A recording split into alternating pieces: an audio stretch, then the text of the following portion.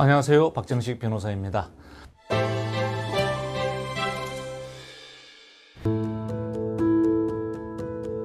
이번에는 사인정려에 대해서 한번 살펴보도록 하겠습니다.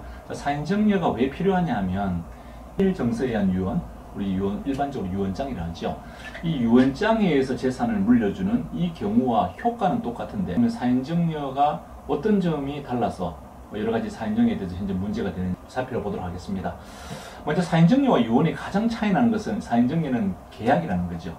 즉 사인정려는 생전에 우리 이제 정려자, 수정자 두 사람이 서로 이렇게 만나서 물려주겠다, 그럼 받겠다는 의사 합치, 이런 계약이 성립돼야 되는 겁니다. 일반 매매 계약하고 똑같은 거죠. 자, 그런데 생전에 이런 의사가 있어야 된다는 것. 그런데 유언의 경우에는 단독행위, 유언을 받을 자, 그렇게 보통 자녀가 된다면 자녀가 옆에 없어도 되죠.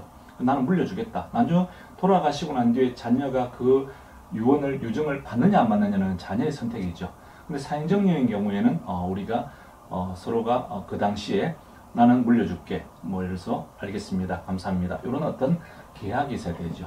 따라서 이제 사인정려는 어찌 보면 유언과 동일한 효과는 있는데 거기에 대해서 작성되는, 성립이 되는 것은 차이가 있는 그런 면이 있습니다.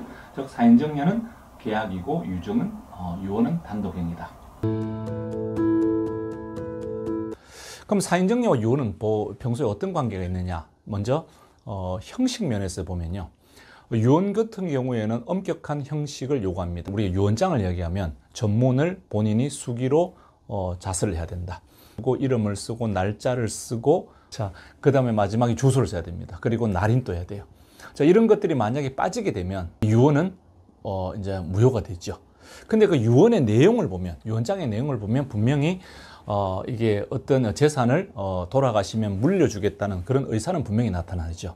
자, 이런 경우에 만약에 그 자리에서 그 유언의 효과를 받는 이제 수유자가 그 자리에 계시면서 망인으로부터 그걸 받겠다 하면 무효인 유언장이긴 하지만, 유언으로서는 무효긴 하지만, 그러나 이것은 사인정려의 효과는 있다. 어떤 의사가 합치된다면 사인정려로 전환해주는, 그 사인정려의 효과를 발행해주는 어떤 보충적인 관계가 있었습니다.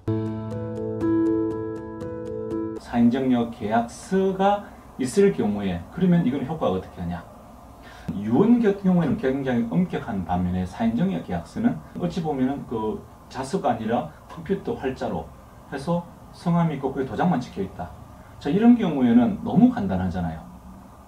그래서 이 사인정려 계약서가 있으면 일단 이 사인정려에서 배제된 사람, 또는 이 사인정려 계약에서 불리한 처우를 받는 어떤 상속인이 있다면, 여기 경우에는 반드시 대부분 이 사인정려 계약을 부인하고 싶어요. 자, 부인하고 싶으면 예를 들어서 당시 사인정려 의사가 없었는데, 또는 의사 무능력인데 이름이 작성됐다는 이유로 사인정려 계약서의 위조를 주장하는 경우가 대부분입니다.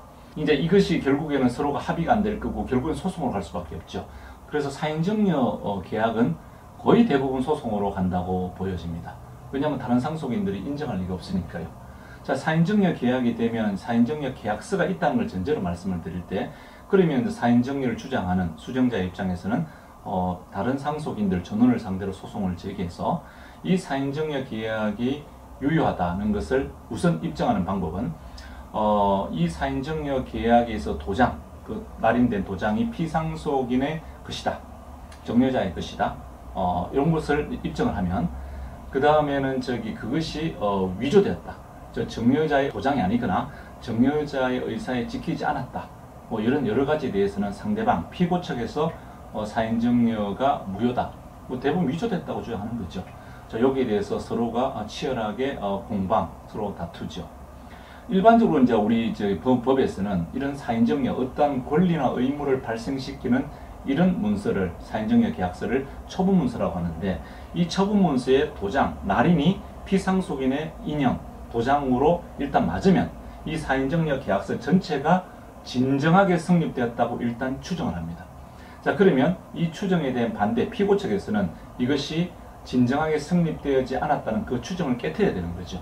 자, 깨트리기 위해서는 여러 가지 의사 능력이라든가, 또는 그 당시에 그런 도저히 이 계약서를 작성할 어떤 사안이 아니라든가 뭐 이런 여러 가지 사정을 대해서 사인정 진정 성립에 대한 추정에 의심이 생기면 이 추정이 깨지는 그런 소송의 구조를 가지고 있습니다.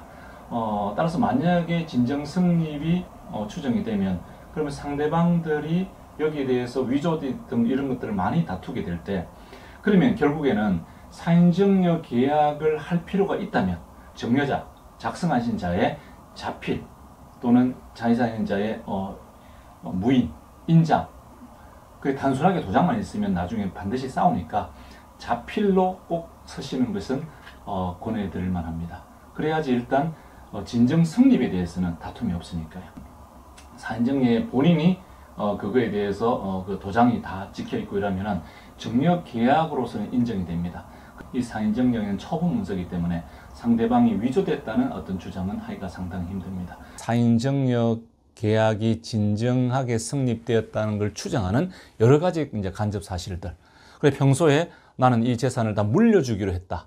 뭐 이런 어떤 평소의 말씀이라든가 주위의 친척들이 그런 어떤 피상속인의 의사, 정여자 의사를 알고 있었다는 것. 또 여기에 해당되는 육성 녹음이라든가 이런 것들이 있으면 이 사인정려 계약이 진정 성립되었다는 인정할 수 있는 여러 가지 간접 증거가 될 수 있습니다.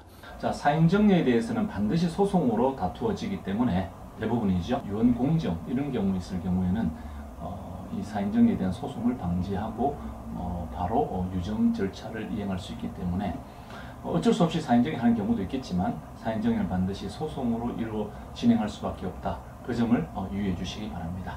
다음 시간에 다른 주제를 가지고 말씀드리도록 하겠습니다. 감사합니다.